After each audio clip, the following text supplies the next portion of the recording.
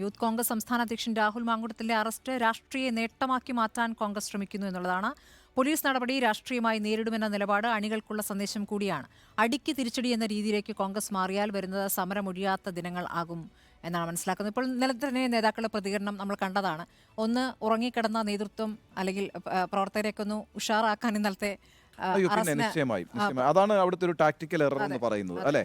കാരണം വെച്ചാൽ ഈ പറഞ്ഞ നവകേരള സദസ്സ് യഥാർത്ഥത്തിൽ കേരളത്തിൽ ഇടതുപക്ഷ മുന്നണിയെയും പ്രത്യേകിച്ച് CPM-ന്റെയും പാർട്ടി മെഷീനറിയെ വളരെ ശക്തമാക്കിയിട്ടുണ്ട് എങ്കിൽ അതിനോടൊപ്പം തന്നെ ആ നാണയത്തിൻ്റെ ഒരു മറുവശം എന്ന് പറയാവുന്ന വിധത്തിൽ അതിനോടൊപ്പം തന്നെ പ്രതിപക്ഷത്തെ പ്രത്യേകിച്ച് കോൺഗ്രസിനെ ഉണർത്തിവിടാൻ കഴിഞ്ഞു ആ പരിപാടിക്ക് എന്നുള്ളതാണ്.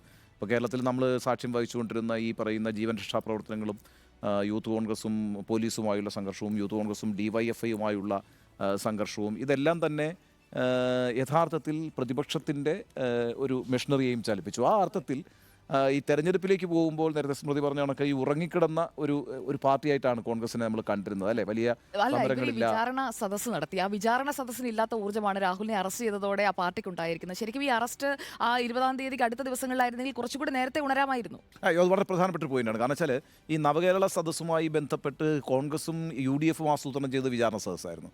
വിചാരണ സദസ്സ് എന്താ സംഭവിച്ചത്? ഒരു വാർത്താ പ്രാധാന്യം നേടാതെ അവസാനിച്ചു എന്നുള്ളതാണ്. അതേസമയം ഈ പറഞ്ഞ നടന്നോ എവിടെയെങ്കിലും? ഇല്ല.